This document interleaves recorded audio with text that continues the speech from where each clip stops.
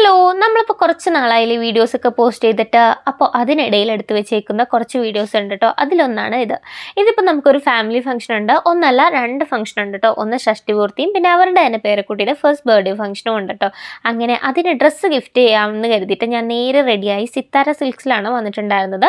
അപ്പോൾ ആദ്യം തന്നെ ഞാൻ പോയിട്ടുണ്ടായിരുന്നത് നമ്മുടെ ബർത്ത്ഡേ ബോയ്ക്ക് വേണ്ടി ഡ്രസ്സ് സെലക്ട് ചെയ്യാൻ കേട്ടോ. അങ്ങനെ ഞാൻ കുറച്ച് ഡ്രസ്സൊക്കെ നോക്കി അതിൽ നിന്ന് ഒരെണ്ണം സെലക്ട് ചെയ്തിട്ട് നേരെ അങ്കിളിന് വേണ്ടിയിട്ടുള്ളത് സെലക്ട് ചെയ്യാൻ വേണ്ടി പോയി.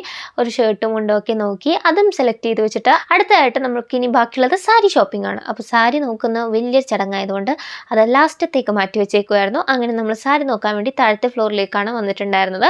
ഞാനപ്പോൾ ഒരു സിമ്പിളായിട്ടുള്ള സാരി എടുക്കാം എന്നാണ് ഉദ്ദേശിക്കുന്നത്. അപ്പോൾ അവരെനിക്ക് കുറച്ച് സാരിയൊക്കെ കാണിച്ചു തന്നു കേട്ടോ. അതിങ്ങനെ പരതിക്കൊണ്ടിരുന്നപ്പോഴത്തേക്കും എനിക്കൊരു സാരി ഇഷ്ടപ്പെട്ടു. അപ്പോൾ അതെനിക്ക് എടുത്താൽ കൊള്ളാമെന്ന് ഒരു തോന്നൽ കേട്ടോ. മൊത്തത്തിൽ കൺഫ്യൂഷനായിരുന്നു. ആ കൺഫ്യൂഷനൊന്ന് മാറാൻ വേണ്ടിയിട്ട് കുറച്ച് നേരം ആ സാരിയൊക്കെ പിടിച്ച് കണ്ണാടിയുടെ മുമ്പിൽ പ്രഹസനമൊക്കെ കാണിച്ച് കഴിഞ്ഞിട്ട് അതെടുക്കാമെന്ന് കരുതിയിട്ടോ. അപ്പോൾ അത് കഴിഞ്ഞിട്ടാണ് നമ്മൾ ഗിഫ്റ്റ് ചെയ്യാനുള്ള സാരി നോക്കിക്കൊണ്ടിരുന്നത്. അങ്ങനെ ഗിഫ്റ്റ് ചെയ്യാനുള്ള സാരിയൊക്കെ വാങ്ങിച്ചു. നമ്മൾ നേരെ ബില്ലിംഗ് കൗണ്ടറിൽ പോയി ബില്ലൊക്കെ അടിച്ചു. എന്നിട്ട് നമ്മൾ അവിടെ നിന്ന് ഇറങ്ങിയിട്ടോ. ഇതപ്പോൾ അതിൻ്റെ അടുത്ത ദിവസമാണ്. ഞങ്ങളപ്പോൾ ഫാമിലി ആയിട്ട് റെഡി ആയിട്ട് ഇറങ്ങിയിട്ടോ. ആ ഫംഗ്ഷന് പോകാൻ വേണ്ടിയിട്ട് നമ്മളങ്ങനെ ഫംഗ്ഷൻ്റെ സ്ഥലത്ത് എത്തിയിട്ടുണ്ട്.